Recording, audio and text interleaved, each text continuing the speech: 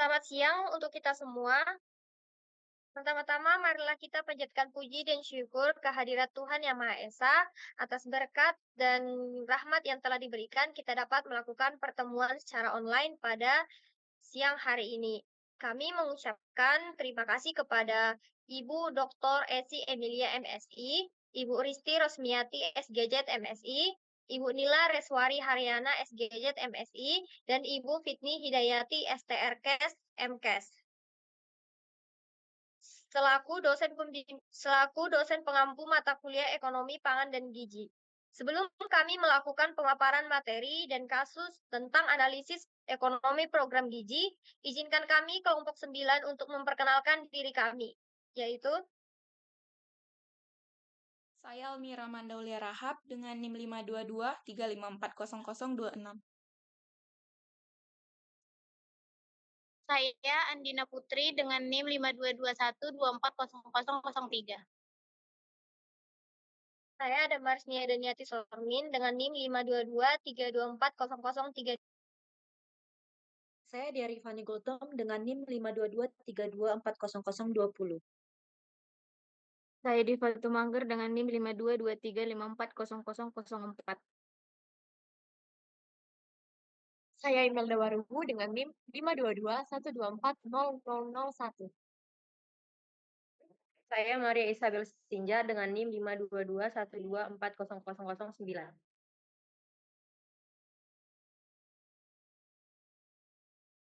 Baiklah, materi pertama akan saya berikan kepada rekan saya. Baik, materi yang pertama adalah Cost Effectiveness Analysis atau CEA.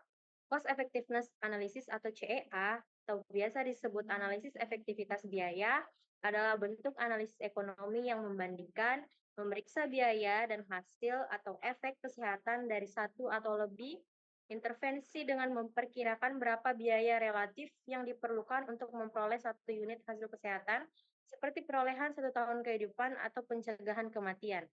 Melalui hal ini, CEA memungkinkan perbandingan standar dari berbagai intervensi. Ini membantu dalam mengidentifikasi intervensi yang memberikan tingkat kesehatan yang tinggi dengan biaya yang wajar. Tujuan utama CEA yakni untuk menentukan nilai uang. Konsep ini sangat penting untuk CEA. Ini menyiratkan fokus pada memaksimalkan manfaat kesehatan untuk sumber daya yang dikeluarkan, daripada hanya meminimalkan biaya tanpa mempertimbangkan hasil atau memaksimalkan hasil tanpa memperhatikan biaya. Kemudian CEA memiliki konsep penting yaitu rasio efektivitas biaya inkremental atau ICER yang menunjukkan biaya tambahan untuk mendapatkan satu unit peningkatan kesehatan. Misalnya, 1 kali tambahan. Ketika membandingkan dua intervensi, ini membantu dalam pengambilan keputusan tentang alokasi sumber daya. Oleh sebab itu, para pembuat kebijakan dapat menggunakan CEA sebagai panduan, tetapi analisis ini perlu dilengkapi dengan informasi tentang beban penyakit, cakupan intervensi kesehatan yang ada, dan kapasitas sistem kesehatan secara keseluruhan. Materi selanjutnya saya serahkan kepada rekan saya. Baik, materi selanjutnya adalah Benefit Cost Analysis atau BCA atau analisis biaya manfaat. Analisis biaya manfaat atau BCA adalah suatu metode sistematis untuk membandingkan antara manfaat dan biaya dari suatu proyek, apakah proyek tersebut layak secara ekonomi atau tidak. Jika manfaat lebih besar dari biaya, maka proyek dianggap menguntungkan dan layak dilaksanakan.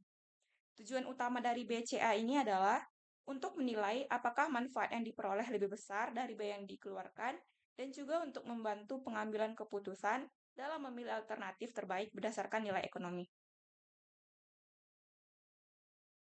Rumus Benefit Cost Analysis.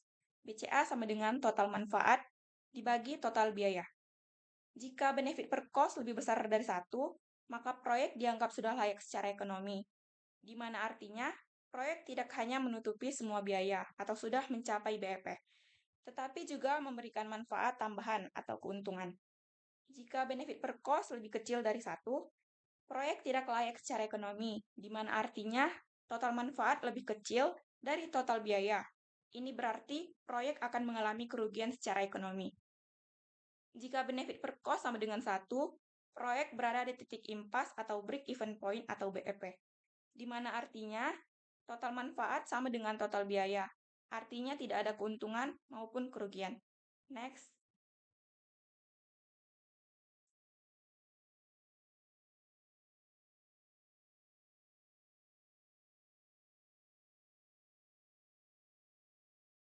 Baik, selanjutnya saya akan menjelaskan mengenai tahun hidup yang disesuaikan dengan kualitas atau KELI dan tahun hidup yang disesuaikan dengan disabilitas atau DELI.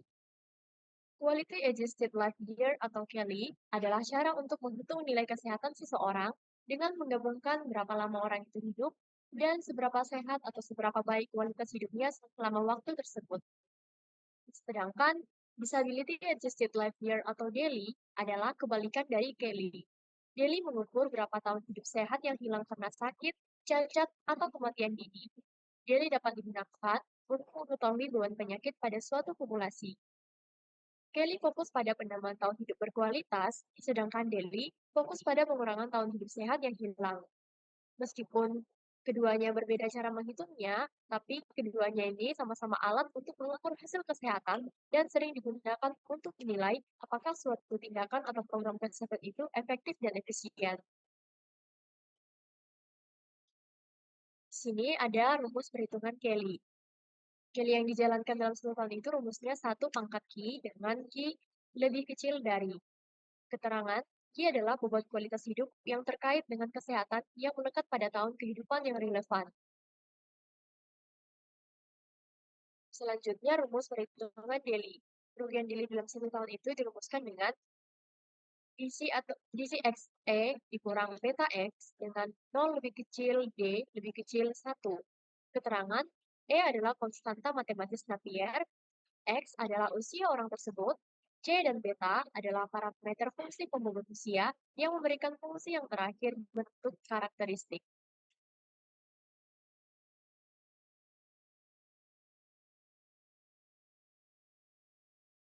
Nah, berikut adalah sebuah contoh kasus di mana pada kasus ini diberikan 4 jenis intervensi, yaitu fortifikasi raskin, fortifikasi terigu, taburia untuk balita, dan suplementasi tablet besi atau remaja.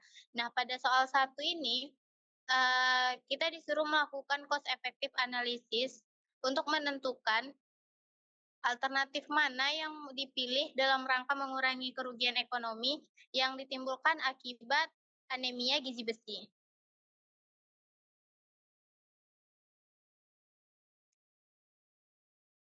Penyelesaian nomor 1 itu sebelumnya kita harus menghitung dulu future value untuk menentukan harga intervensi tersebut di tahun sekarang.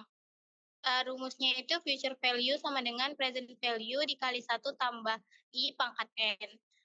Present value itu adalah nilai yang diketahui di tahun sebelumnya atau tahun dasar. I itu adalah suku bunga sebesar 4% dan N itu adalah selisih antara tahun sekarang dengan tahun yang sudah diketahui sebelumnya. Didapatkan hasil untuk fortifikasi raskin itu sebesar 2,17, fortifikasi terigu itu 0,23, taburia 0,37, dan suplementasi tablet besi itu 0,0975. Kesimpulannya, suplementasi tablet besi untuk remaja adalah alternatif paling cost efektif dengan biaya yang paling rendah, yakni sekitar 0,0975 triliun rupiah yang nilainya dihitung pada tahun 2025.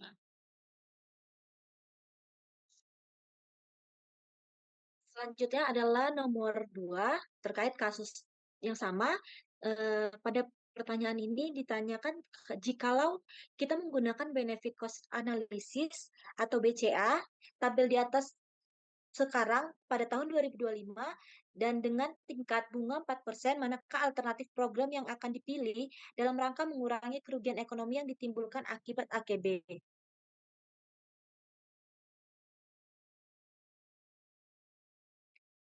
Ini merupakan penyelesaian dari nomor 2, di mana pada gambar di dalam PPT ini merupakan penyelesaian dari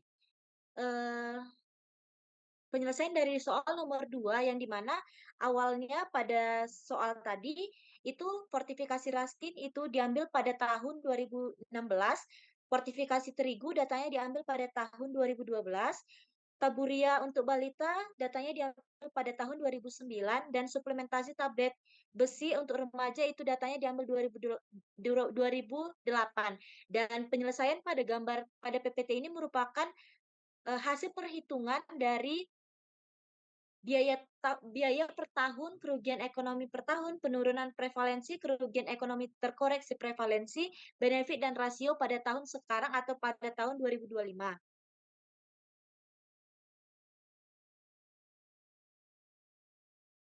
Untuk menghitung atau mengetahui hasil yang terdapat pada soal nomor 2 ini, rumus yang digunakan adalah PV sama dengan F per 1 tambah R pangkat N, di mana V adalah nilai yang atau data yang terdapat pada tabel tadi, R adalah suku bunga, dan N adalah selisih dari tahun data diambil dan tahun saat ini. Untuk perhitungan biaya per tahun pada tahun 2025, itu menggunakan present value, di mana tahun dikurangi dengan tahun sekarang, seperti pada portifikasi Raskin pada data itu 2016 dan tahun sekarang adalah 2025, sehingga nilai N yang digunakan pada portifikasi Raskin adalah 9. Begitu juga untuk portifikasi terigu menggunakan rumus present value, di mana nilai N-nya adalah 13 dari pengurangan tahun 2025 kurang 12. Begitu juga dengan taburia hingga suplementasi tablet besi atau remaja. Itu menggunakan rumus present value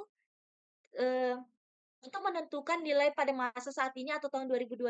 Begitu juga dengan penurunan prevalensi, perhitungan kerugian ekonomi per tahun, kerugian ekonomi terkoreksi prevalensi pada tahun 2025. Perhitungan ini merupakan perhitungan yang ada atau menurut data tahun ini, yaitu tahun 2025. Next.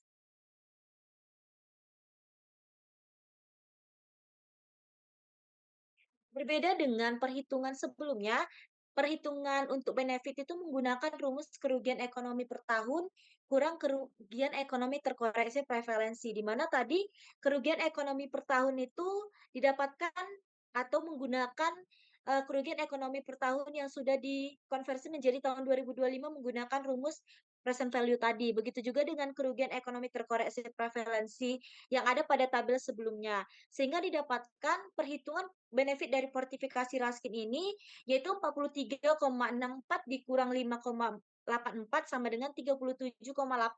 Fortifikasi terigu itu 37,66 dikurang 15,30, ya hasilnya sebesar 22,03.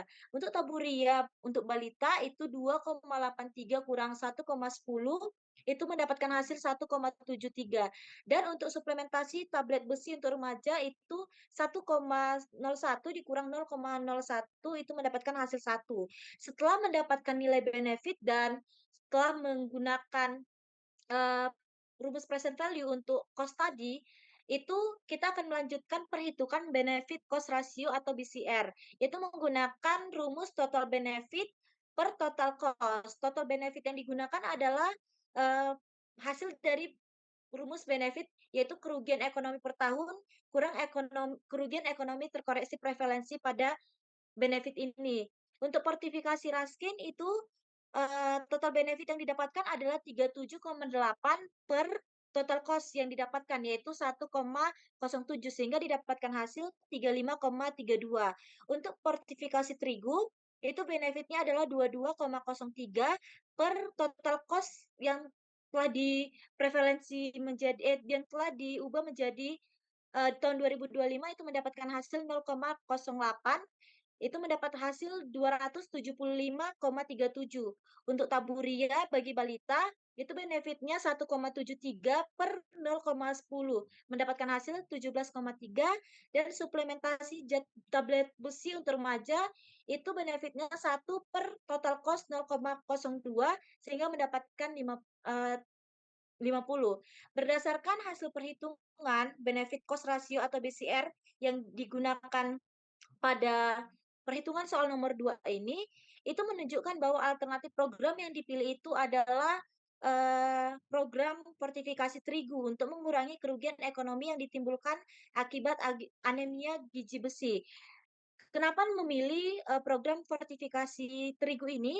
Karena fortifikasi terigu ini setelah dihitung benefit cost rasionya itu mendapatkan hasil rasio sebesar 275,37 yang dimana dari hasil fortifikasi raskin, terigu, taburia, dan suplementasi, fortifikasi terigu ini menjadi benefit cost rasio paling tinggi di antara semuanya dan juga memiliki BCR yaitu B per C lebih besar daripada 1 yang dimana dalam pedoman BCR itu B per C lebih besar daripada 1 itu adalah program diterima, di mana program ini mampu untuk mengurangi kerugian ekonomi yang ditimbulkan akibat AKB ini. Sehingga program ini menjadi program terpilih untuk kerugian ekonomi akibat AKB.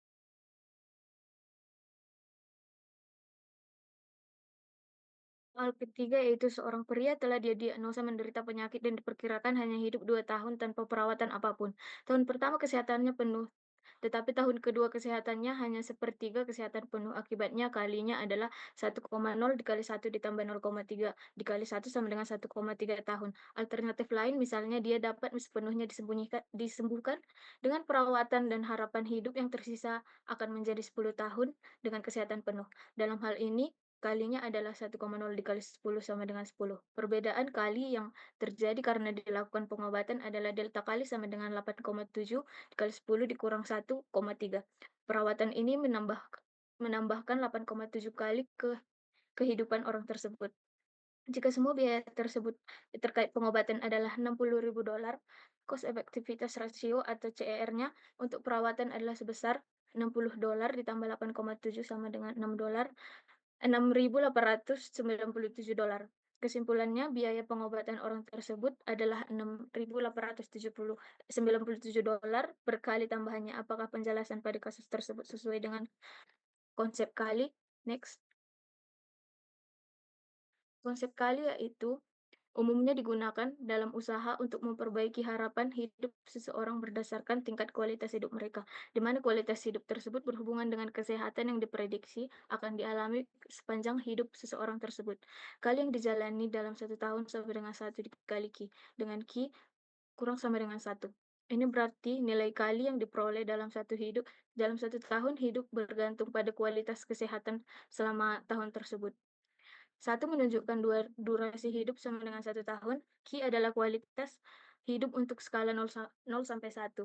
Jika Ki sama dengan 1, maka tahun tersebut dijalani dalam kesehatan sempurna. Jika Ki sama dengan 0,5, maka kualitas hidup hanya setengah dari sempurna. Jika Ki sama dengan 0, artinya kondisi tersebut sama dengan kematian. Jadi, kali dalam 1 tahun sama dengan lama hidup dalam 1 tahun dikali kualitas hidup.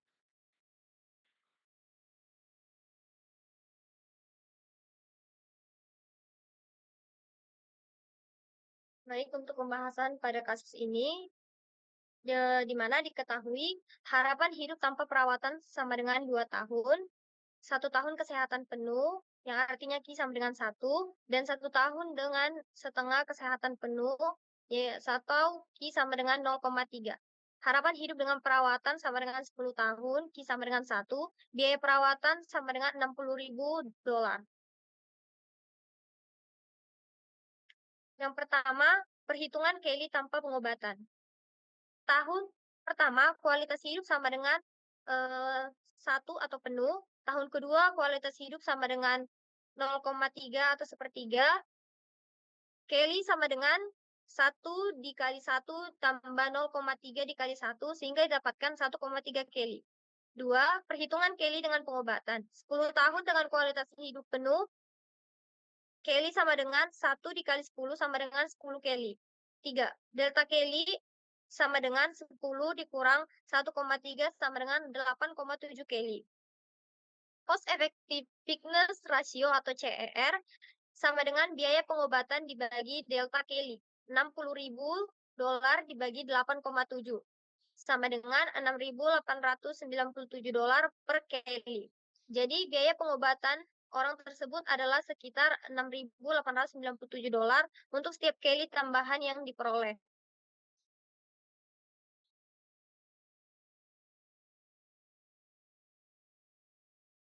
Jadi, di sini kita dapat, melihat kurva harapan hidup ketika dia tanpa perawatan, ketika dia tanpa perawatan maka kualitas hidupnya atau harapan hidupnya menurun, dan ketika dia diberikan perawatan, maka harapan hidupnya akan, bertambah. Sehingga kesimpulan dari kasus ini, yaitu kasus ini sudah sesuai dengan konsep Kelly, di mana dengan diberikannya perawatan kesehatan akan menambah harapan hidup seseorang yang menderita penyakit.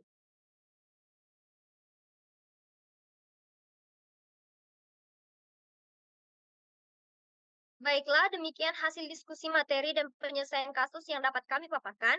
Kami mohon maaf apabila ada kesalahan dan tutur kata yang tidak disengaja.